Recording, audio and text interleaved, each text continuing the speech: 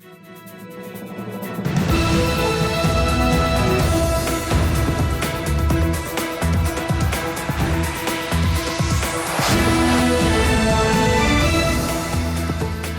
good evening. This is TV7 Israel News broadcast to you from Jerusalem. And in today's top stories, Israel has entered into the second month of this war since Hamas launched an onslaught on southern Israel, perpetrating a massacre of 1,400, mostly civilians, and wounding thousands of others.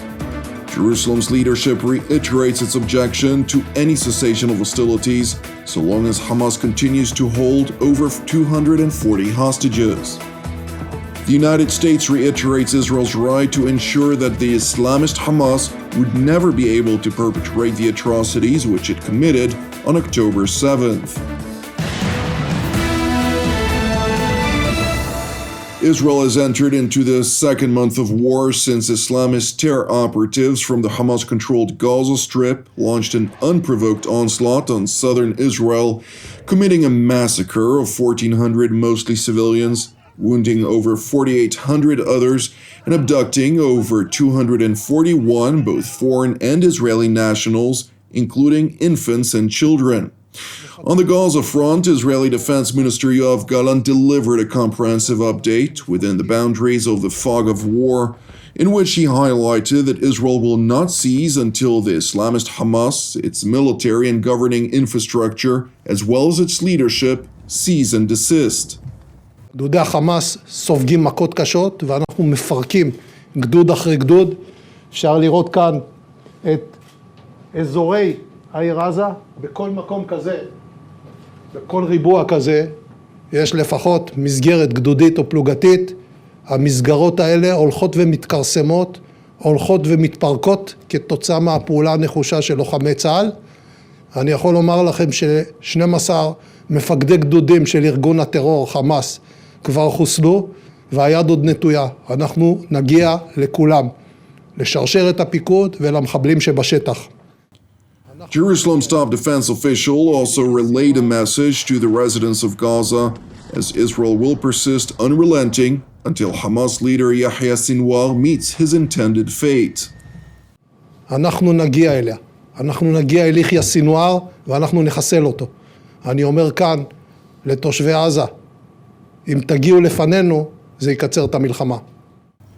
Minister Gallant's address, which followed a speech by the leader of Hezbollah, Hassan Nasrallah, including a clear message to the Iranian proxy and the people of Lebanon.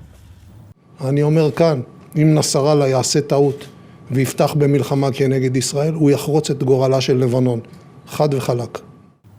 It is important to highlight that Hezbollah continues to launch repeated strikes on IDF positions and civilian communities along Israel's northern front, drawing repeated retaliatory strikes, which are being conducted based on precise intelligence of Hezbollah's military infrastructure and operatives.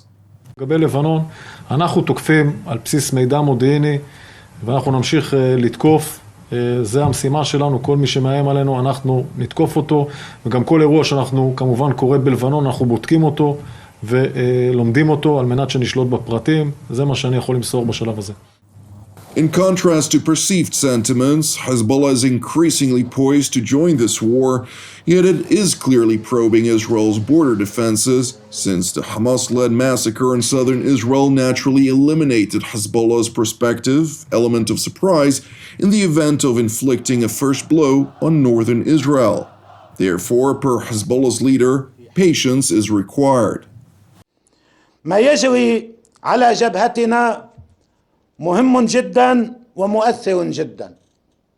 قد يبدو للبعض الذي يتوقع أو يطالب أن يدخل حزب الله سريعا في حرب شاملة وكاملة مع العدو، قد يبدو ما يجري على الحدود متواضعا، ولكن لو نظرنا إلى ما يجري على الحدود بموضوعية سنجده كبيرا جدا ومهما جدا ومؤثرا جدا. أن تذهب هذه الجبهة إلى تصعيد إضافي أو إلى حرب كاملة، أو القلق من أن تتدحرج هذه الجبهة إلى حرب واسعة، وهذا احتمال واقعي ويمكن أن يحصل، وعلى العدو أن يحسب له كل حساب.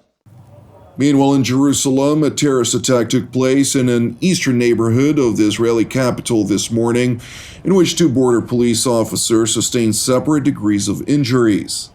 היום בשעה 8:10 לערך מגיע מחבל כבן 16, תושב עיסאוויה, קרוב למבנה תחנת שלם, מרחב קדם, פותח בריצה, הוא מבצע פיגוע דקירה כנגד שני שוטרים, שוטרת שפצועה במצב קשה ועוד שוטר שפצוע קל עד בינוני. כוחות מג"ב שהיו בסמוך לאירוע נטרלו את המחבל. It is important to note that while tensions are high in predominantly Arab neighborhoods of East Jerusalem, Israeli authorities have managed to frustrate any attempts of escalation. Similarly, in the so-called West Bank districts of Judea, Samaria, and the Jordan Valley, tensions are evidently contained, with the IDF, ISA, and Border Police special operators apprehending a total of 1,300 terror operatives since the war started and counting, including 800 of whom are active members of the Islamist Hamas organization. Meanwhile, irrespective of how this war erupted, with the facilitation of both Iran and Qatar, international pressure aspiring to force Israel to pause its offensive on the terror-infested Palestinian enclave is seemingly intensifying. U.S. Secretary of State Antony Blinken concluded his visit to Israel on Friday, during the course of which, as was reported on by TV7, Jerusalem's leadership rejected any demand to implement a so-called humanitarian pause. This was subsequently reaffirmed by Prime Minister Benjamin Netanyahu during a meeting with IAF pilots at the Ramon Air Base. האויבים שלנו טעו בנו, חשבו שביום פקודה לא התייצבו, התייצבנו יחד ואנחנו נלחמים עכשיו כתף אל כתף. אני רוצה גם שתדעו שיש דבר אחד שאנחנו לא נעשה. לא תהיה הפסקת אש בלי החזרת חטופינו. שיוציאו את זה בכלל מהלקסיקון. אנחנו אומרים את זה גם לאויבינו וגם לידידינו. ואנחנו פשוט נמשיך עד שננצח אותם. אין לנו אלטרנטיבה. אני חושב שהיום כולם מבינים את זה, העם כולו מאוחד, וגם סומכים עליכם, ומעריכים את מה שאתם עושים, מאמינים בכם, ונמשיך ביחד עד לניצחון. Following his departure from Israel, Secretary Blinken traveled to the Jordanian capital Amman, where he met with separate regional counterparts and leaders from Qatar, Lebanon, Egypt, and Jordan, among others. And while in recent years, Egypt's response to the umbrella organization of the Islamist Hamas, namely the Muslim Brotherhood, included a nationwide crackdown with thousands killed and over 150,000 incarcerated for their affiliation, Egyptian Foreign Minister Samih Shoukry called for an immediate ceasefire without any preconditions. شددت على حتمية تحقيق توافق فوري وشامل وقف فوري وشامل لإطلاق النار في غزة دون قيد أو شرط. Similarly to Egypt, the Jordanians have also called for an immediate ceasefire, irrespective of the fact that when the Hashemite Kingdom of Jordan faced atrocities by Palestinian terror operatives, including the hijackings and then bombings of 3 civilian carriers bound to London and New York on September 6th of 1970, the late King Hussein directed his armed forces to eliminate the PLO and its presence in Jordan, effectively killing over 3,400 Palestinians between the 16th and 27th of September of 1970, commonly referred to as Black September.